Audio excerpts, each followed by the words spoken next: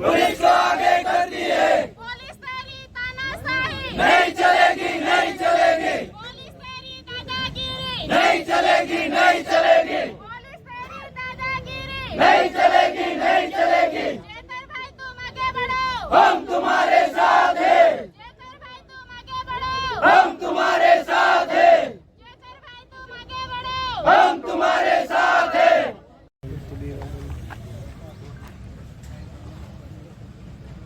આજે અમે જે નર્મદા જિલ્લાની ગણતરી એસ્પિરેશનલ જિલ્લા તરીકે થાય છે અને અહીંના લોકોની પ્રાથમિક જરૂરિયાતો માટે મૂળભૂત સુવિધાઓ માટે શિક્ષણ, આરોગ્ય અને સામાજિક આર્થિક ઉત્થાન માટે રાજ્ય અને કેન્દ્ર સરકાર દ્વારા અનેક કાર્ય યોજનાઓ આવે છે, કરોડો રૂપિયાના બજેટો આવે છે, પણ અહીંના અધિકારીઓ એજન્સીઓની ઈશારા પર પદાધિકારીઓને વિશ્વાસમાં લીધા વગર કરોડો રૂપિયાના આયોજન બારોબાર કરી નાખે છે અને એના ચૂકવણા કરી નાખે છે।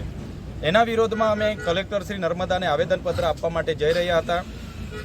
અમારી સાથે સરપંચશ્રીઓ, તાલુકા જિલ્લા પંચાયતના સદસ્ય અને અનેક પદાધિકારીઓ હતા, છતાંય અમે સવારથી નીકળેલા છે, અમને જવા દેવામાં આવતા નથી। એક આવેદનપત્ર આપવાથી સરકાર આટલી બધી ડરે છે એ અમને સમજાતું નથી। ત્યારે અમને લાગે છે કે આ ભ્રષ્ટાચાર પાછળ મોટા ગજના નેતાઓના હાથ હશે એવું અમને ચોક્કસપણે લાગી રહ્યું છે। તમે જોઈ શકો છો જે નર્મદા જિલ્લામાં ભ્રષ્ટાચાર થયા છે 2022માં પ્રાયોજના વહીવટદાર અને કાર્યપાલક ઇજનેર દ્વારા કુવા, ચેકડેમ અને ઉદ્વહન સિંચાઈ યોજના માટે 8 કરોડ રૂપિયા એક બોગસ એજન્સીને ચૂકવણા કરી દેવામાં આવ્યા છે। એ એજન્સી પણ બોગસ છે, સરકારનો કોઈ પરિપત્ર પણ નથી, બારોબાર પ્રજાના પૈસા ચૂકવવામાં આવે, એની તપાસ થવી જોઈએ। બીજો મુદ્દો અમારો એવો છે કે ડેડિયાપાડા અને સાગબારા તાલુકા અને વિકાસશીલ તાલુકાની જોગવાઈ દર વર્ષે 2-2 કરોડ રૂપિયા મળે છે। ગયા વર્ષે પણ પદાધિકારીઓ જે માગણી કરી એને સાઈડ પર રાખીને બાયોગેસ, હાઇમસ જેવી બિનજરૂરી યોજનાઓ, આરો પ્લાન્ટ, બંક બેડ જેવી કોઈ બિનઉપયોગી યોજનાઓ લાવીને કરોડો રૂપિયા એજન્સીઓને ખંખેરી લીધા છે। એવી રીતે આ વર્ષે પણ આયોજન અધિકારીએ 4 કરોડનું બારોબાર આયોજન કરી દીધું છે અને આ વર્ષે પણ એવા જ કામો બિનઉપયોગી મંજૂર કર્યા છે, એનો પણ અમે વિરોધ કરીએ છીએ।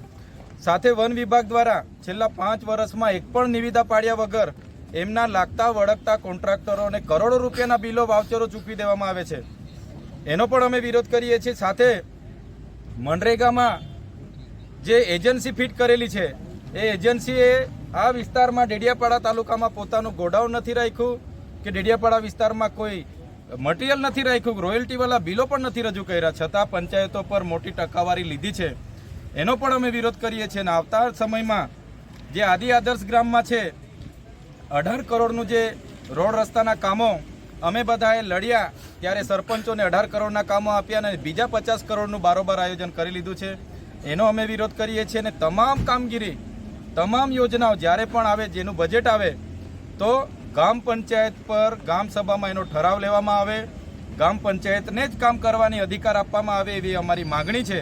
અને જેટલા પણ અધિકારીઓએ બારોબાર આ બિલો ચૂકવેલા છે એના પર તાત્કાલિક ધોરણે વિજિલન્સ તપાસ થાય, જે પણ અધિકારી, જે પણ કોન્ટ્રાક્ટર આમાં જવાબદાર એના પર કાર્યવાહી કરવામાં આવે એવી અમારી માગણી છે।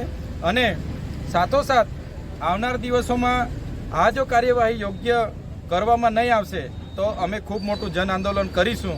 એ ક્યારે અમે આ બાબતને લઈને પાછી પાની કરવાના નથી।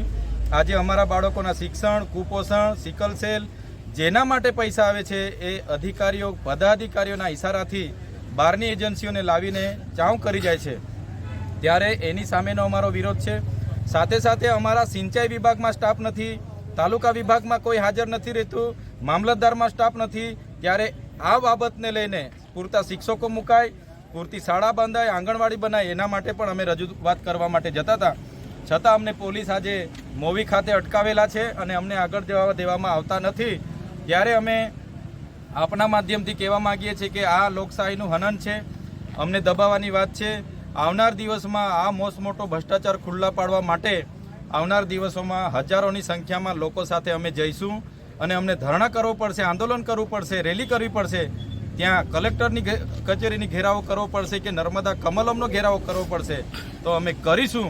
પણ અમારા લોકોને ન્યાય આપીને જ અમે રહેવાના છે. આજે ભલે પોલીસે તાનાશાહી વર્તન કરીને અમને રોકી દીધા છે, પણ આવનાર દિવસમાં આનાથી પણ વધારે સંખ્યામાં, મોટી સંખ્યામાં અમે જઈને આવેદન આપીશું. એ જ આપણા માધ્યમથી સૌને કહેવા માંગીએ છીએ. ધન્યવાદ.